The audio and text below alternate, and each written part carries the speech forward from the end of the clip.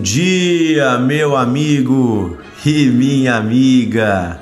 Que a luz de Deus esteja sobre você, que a paz do Senhor brilhe no seu coração, que o amor de Jesus inunde você neste sábado de aleluia, este sábado tão especial que Deus preparou para nós, para mim, para você. Ontem nós celebramos a sexta-feira da paixão, o dia da morte de Jesus. Sim, celebramos porque a morte dele é vida para nós. Mas eu quero dizer para você que Jesus não ficou morto, Jesus ressuscitou. E amanhã, domingo de Páscoa, vamos celebrar a ressurreição de Jesus entre os mortos. E a pergunta que fica para nós é: onde Jesus estava no sábado? No sábado, se ele morreu na sexta e ele ressuscitou no domingo, nesses 3 dias. Entre sexta à noite, digamos, sexta à tarde, sexta à noite, sábado o dia todo e domingo ainda pela madrugada. Neste tempo, onde Jesus estava? O que Jesus fez, como seu corpo estava depositado no túmulo, onde Jesus estava? E a Bíblia não nos responde claramente isso, ela não nos dá uma clareza sobre o lugar onde Jesus estava, o seu espírito estava nesse tempo do sábado de aleluia.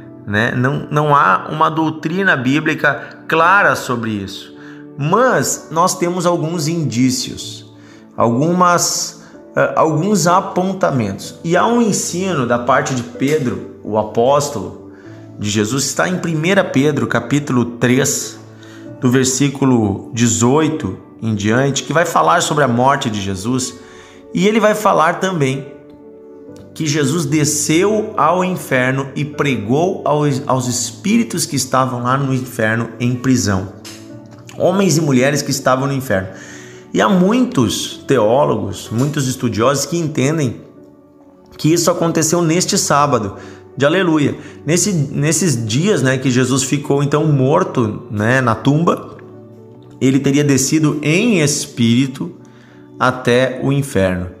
Sim, e eu imagino o rebuliço no inferno quando Jesus chegou lá. Certamente, mesmo que não tenha sido neste dia, eu imagino que se ele chegou lá em outro dia, não especificamente no sábado, de qualquer forma Satanás deve ter ficado super satisfeito, pensado: consegui, eu derrotei o Filho de Deus, até ele veio para o inferno. Mas não, Jesus veio lá, não foi para ele ficar preso, ele foi para libertar os cativos. E olha o que diz então, 1 Pedro capítulo 3, é a Bíblia que está dizendo, versículo 18, diz assim: pois também Cristo morreu uma única vez pelos pecados, o justo pelos injustos, para conduzir-vos a Deus, morto sim na carne, mas vivificado no Espírito, no qual também foi e pregou aos espíritos em prisão, os quais noutro tempo foram desobedientes, quando a longanimidade de Deus aguardava nos dias de Noé, enquanto se preparava a arca, na qual poucos, a saber, 8 pessoas foram salvas através da água, a qual figura o batismo.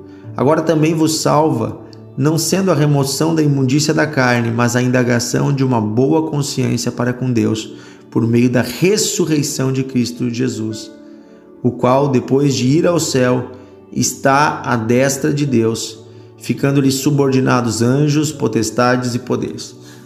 Então veja, queridos, ao que dá a entender, Pedro está falando do que aconteceu com Cristo quando ele morreu em carne, mas estava vivo em espírito. Depois ele ressuscita e sobe para junto do Pai, agora em carne, com o corpo. Mas quando ele estava em espírito, naqueles 3 dias, ao que dá a entender, é disso que Pedro está falando. Ele está falando que nesses 3 dias, na sexta-feira, no restante da sexta, no sábado e no início de domingo, Jesus desceu ao inferno para falar com os mortos. E você vai dizer: mas por que Jesus fez isso? Porque Deus é bom. Você já se perguntou o que acontece com todas as gerações que vieram antes de Jesus?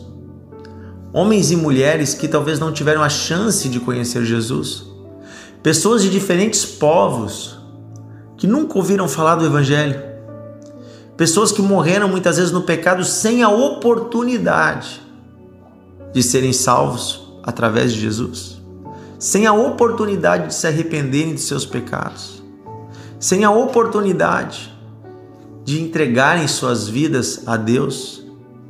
Pois então Jesus desceu e pregou. Aqui diz, foi e pregou aos espíritos em prisão.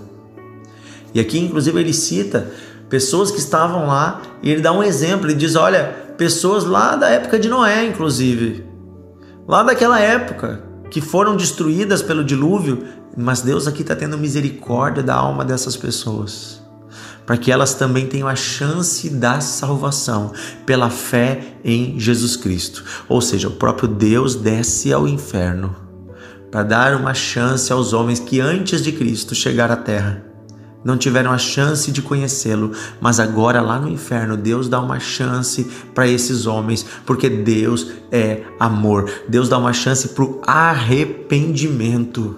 Deus dá uma chance para a transformação, porque Deus é Deus de misericórdia. Sabe, ninguém nunca poderá dizer que Deus é injusto. Deus é Deus de misericórdia. E é interessante que Jesus afirma, ele mesmo afirma, que Satanás não tem mais a chave do inferno. Então quer dizer que Jesus tirou, quando ele morreu na cruz, ele tirou o poder da morte e do inferno das mãos de Satanás.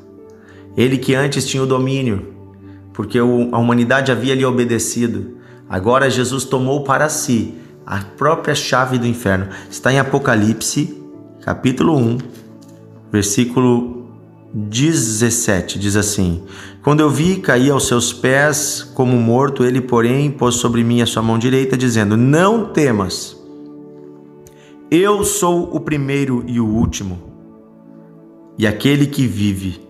Estive morto, mas eis que estou vivo, pelos séculos dos séculos, e tenho as chaves da morte e do inferno. Aleluia! Estive morto, mas agora estou vivo, e eis que tenho as chaves da morte e do inferno.